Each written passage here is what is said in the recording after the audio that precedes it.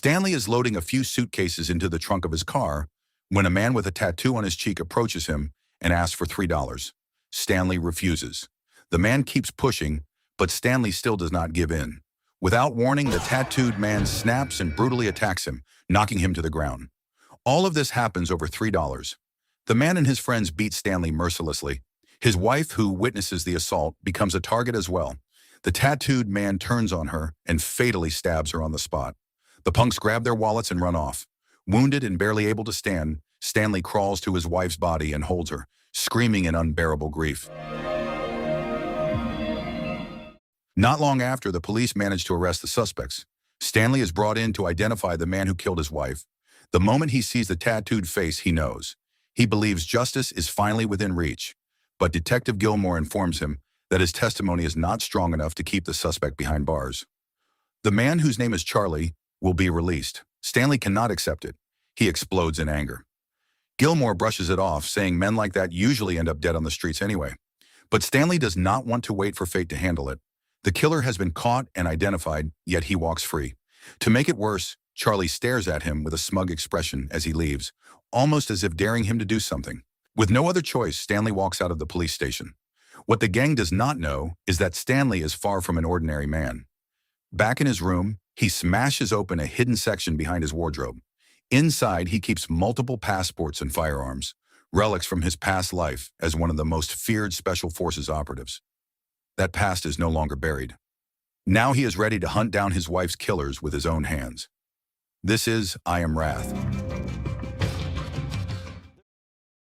Even before his wife's murder, the city was already drowning in crime. Chaos was everywhere, yet it seemed tolerated. Meanwhile, inside a government building, Governor John publicly claims that in less than 4 years, he and his team have cut crime nearly in half. After Vivian's tragic death, Stanley calls an old friend, a legendary Special Forces veteran named Dennis. He asks for help just one more time to step back into the world they left behind. The next day, Stanley visits Dennis at his barbershop. Dennis quietly hands him a list of names. These are criminals who operate freely in the city, protected and untouchable. People Dennis has been secretly investigating for a long time. Really don't. Armed with that information, Stanley heads to a bar. Inside, he spots Nathan, one of Charlie's men who was involved in the attack. From across the room, Stanley watches him while pretending to enjoy a beer. Suddenly, Nathan flicks a billiard ball towards Stanley's glass, shattering it and spilling the drink. That is all it takes. Tension erupts. A chase begins, and soon the two are exchanging gunfire. Stanley pursues Nathan relentlessly. At one point, Nathan manages to ambush him from behind and pins him down. But Stanley reacts instantly, reversing the situation and turning the gun back on Nathan, who now stands there terrified. Stanley demands to know where Charlie is. Nathan refuses to talk.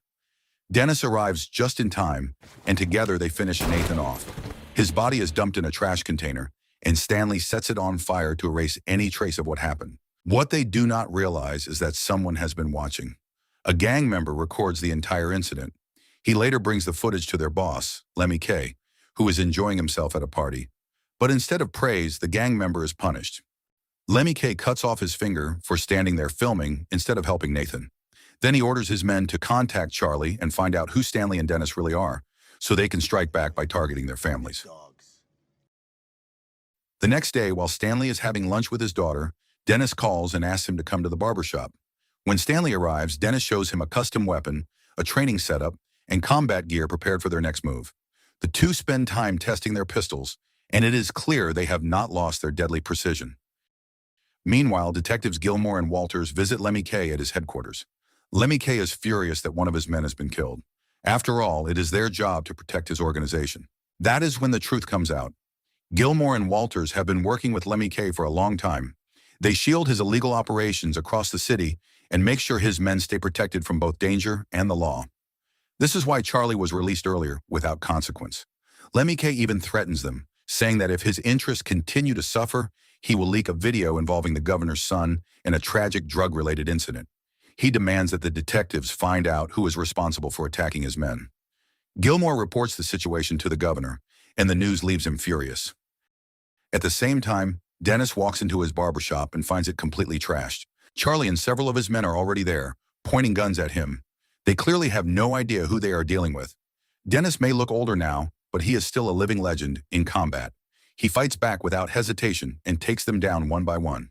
Charlie is left terrified and runs for his life. Dennis tries to chase him, but age catches up with him. Earlier, he showed off by snapping a baseball bat with his leg, and now that leg is paying the price. Elsewhere, Stanley is at a tattoo parlor owned by Lars, who turns out to be one of Charlie's associates. As Lars works, he reads the words inked across Stanley's back. I am Wrath. In that instant, he realizes this is the enemy they have been searching for. Lars pulls a gun on him, but Stanley remains completely calm. A brutal fight breaks out inside the shop. In the end, Lars is cornered. Stanley demands Charlie's location. Lars refuses to talk, and Stanley shows no mercy. The next morning, Stanley's daughter Abby and her husband are about to leave for work when Charlie suddenly ambushes them with a barrage of gunfire. Abby's husband is shot and badly wounded, forcing them to abandon their plans. Not long after, Stanley arrives and rushes to help. Abby pleads with her father to stop this path of revenge, warning him that it will only create more victims. But the damage has already been done, and her husband is left suffering from a gunshot wound. That night, using Lars's phone that he took earlier, Stanley contacts Charlie. He lures him into a meeting within 20 minutes, claiming he is willing to return the narcotics they seized. They agree to meet at a nightclub. When Charlie steps into the VIP room, Stanley launches a direct attack, while Dennis stands guard outside. A fierce shootout erupts. In the end, Charlie is cornered. Stanley forces him to reveal who is truly behind everything and why his wife was killed.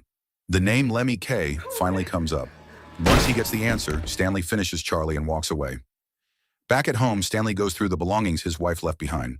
On her phone, he discovers an unopened voice message. When he listens to it, everything becomes clear. The governor is the real mastermind. Lemmy K ordered Vivian's murder because she had documented evidence of corruption and dirty project deals involving both the governor and Lemmy K.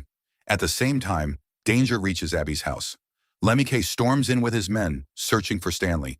He forces Abby to call her father and tell him to come over.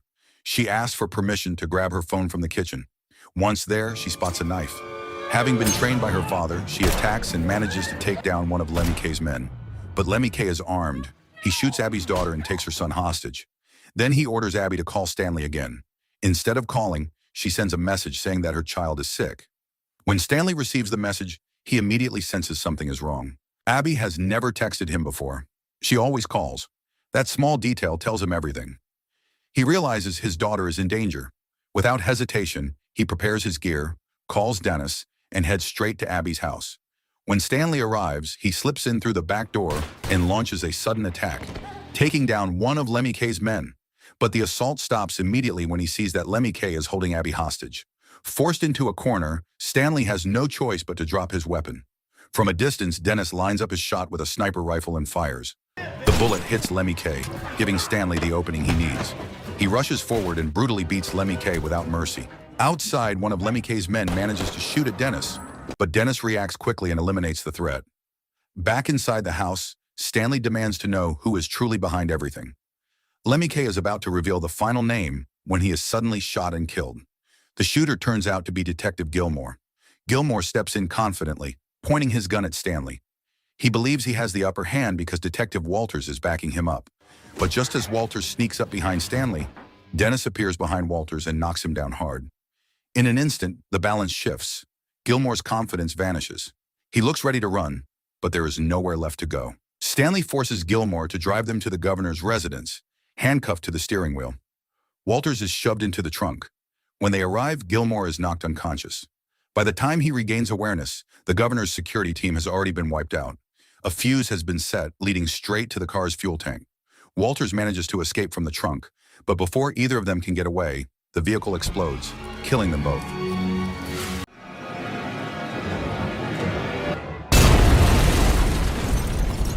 Meanwhile, Stanley moves inside the governor's mansion, taking out guards one by one. The governor fights back with a shotgun, and a brutal struggle follows. In the end, Stanley finds himself cornered again, staring down the barrel of the weapon. But the governor talks too much, and that hesitation costs him. Stanley seizes the moment and stabs him in the stomach, ending his life. Who the hell are you? As the governor dies, he asks who Stanley really is. Stanley answers with the words that define him, "I am Wrath." I'm Wrath. It's okay. I'm not gonna hurt The you. governor's young wife watches in shock, but Stanley spares her. His only target was the governor. Soon after, the police arrive and surround the mansion. Red laser sights cover Stanley's body as officers order him to surrender. When he steps outside and makes a sudden movement, the police open fire, riddling him with bullets and dropping him on the spot. Fortunately, his body armor saves him. He is rushed to the hospital. Perhaps you need to discuss that with your attorney. At the hospital, his family is not allowed near him. But Abby cannot stay away. She sneaks in and embraces her father before officers force her out of the room. Sometime later, Detective Walters, who somehow survived, disguises himself as a uniformed officer and enters the hospital to finish the job. Just as he prepares to kill Stanley, Stanley shoots him first. Dennis suddenly appears and fires from behind, finally putting an end to Walters. Dennis, disguised as a doctor, is surprised to see Stanley armed. It turns out Abby slipped the gun to him during her hug. With the danger finally over, Dennis helps Stanley escape from the hospital. And as they disappear into the night, the story comes to an end. So the moral of the story is never argue over $3 with a random tattoo guy, because you might accidentally awaken a retired Special Forces dad with unlimited passports and anger issues.